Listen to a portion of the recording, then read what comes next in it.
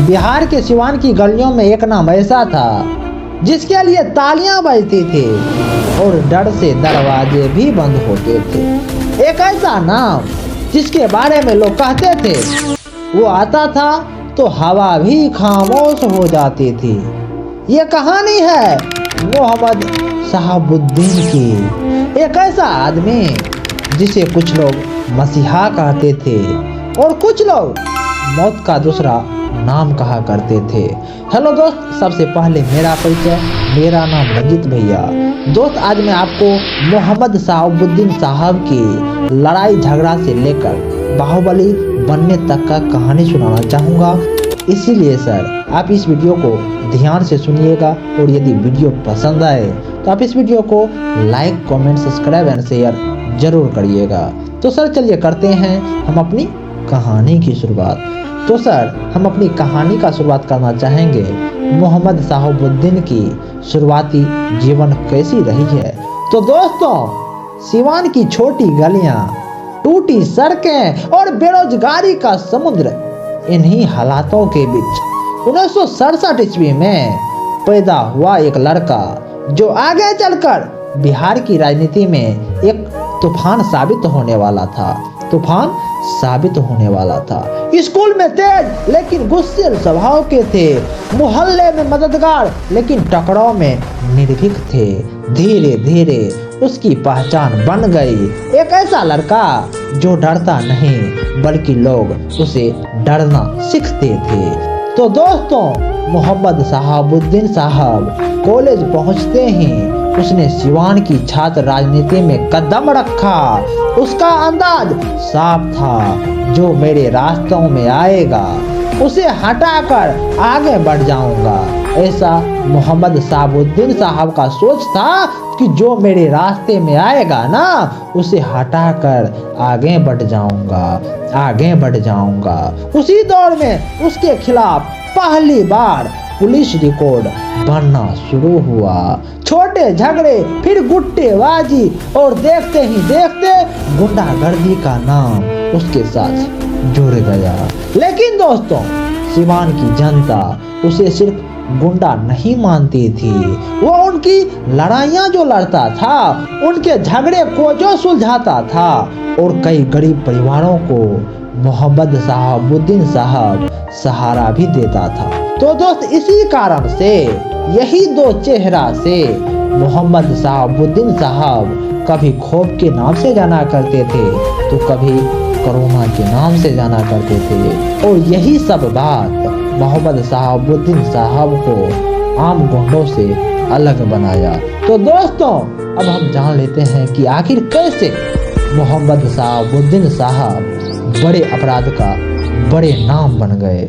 तो दोस्तों, 90 का दशक आते आते उसकी पहुंच बढ़ने लगी। राजनीतिक नेताओं की नजर उस पर पड़ गई और फिर शुरू हुआ गुंडे से बाहुबली बनने का असली सफर।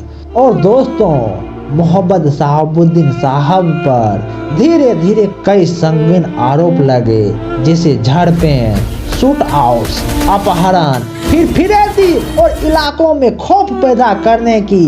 ये सभी मोहम्मद शहाबुद्दीन साहब पर आरोप लगने लगी। लेकिन दोस्तों, खास बात इसमें ये थे कि उसके इलाके में बिना उसकी मर्जी के पत्ता भी हिल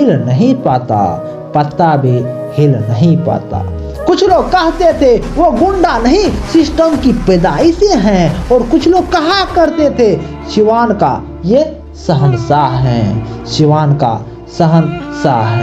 तो दोस्तों, 1990 का दशक आया।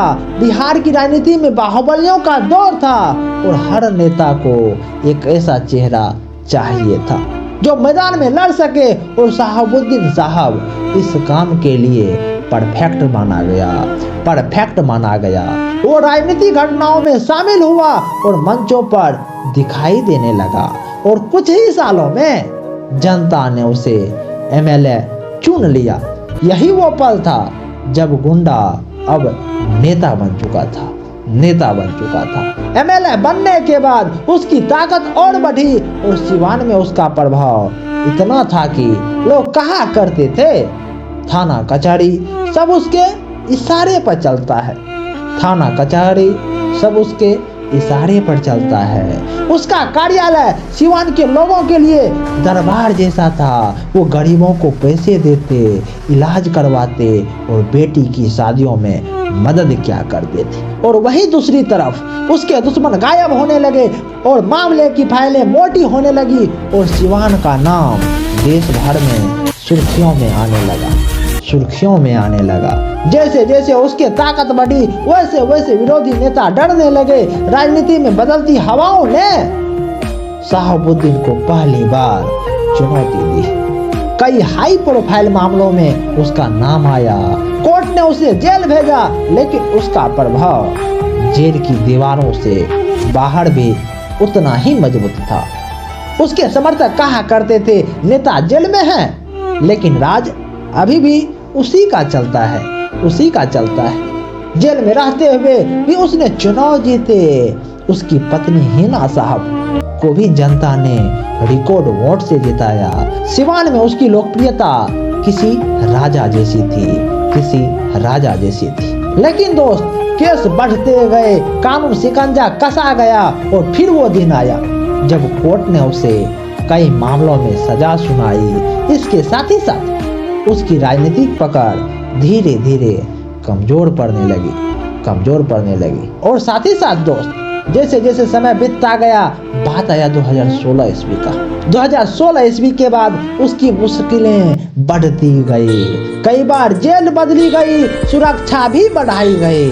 और फिर 2021 ईस्वी में कोरोना संक्रमण के कारण शहाबुद्दीन साहब की मौत हो गई। उसकी मौत के बाद सिवान में सन्नाटा छा गया। कुछ लोग आंसू बहा रहे थे तो कुछ लोग ने चैन की सांसें ली और कुछ चुप थे, क्योंकि वे जानते थे कि शहाबुद्दीन जैसा दूसरा कोई नहीं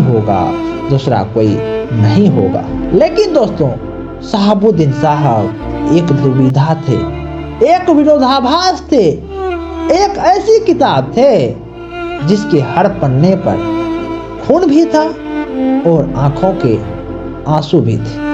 कुछ लोगों के लिए वो मददगार थे तो कुछ लोगों के लिए दरिंदा थे। लेकिन एक बात तो तय है दोस्त कि शहाबुद्दीन साहब की कहानी बिहार की राजनीति की सबसे खतरनाक और सबसे विवादित और सबसे तीखे अध्याय में हमेशा लिखी जाएगी। अगर आपको ऐसी रियलिस्टिक, हार्डवर्ड, ग्राउंड ट्रूथ कहानियाँ पसंद आती हैं तो चैनल को सब्सक्राइब कीजिएगा, क्योंकि यहाँ सच भी मिलता है और कहानी भी। तो दोस्त, यदि आपको ये वीडियो पसंद आया होगा तो आप इस वीडियो को like, comment, subscribe and share जरूर करिएगा। नमस्कार।